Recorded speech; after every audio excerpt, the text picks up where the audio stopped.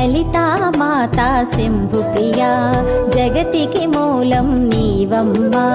శ్రీ భువనేశ్వరి అవతారం జగమంతటికి ఆధారం హేరంబునికి మాతవుగా హరిహరాదులు సేవింప చండుని ముండుని సంహారం చాముండేశ్వరి అవతారం పద్మరేకుల కాంతులతో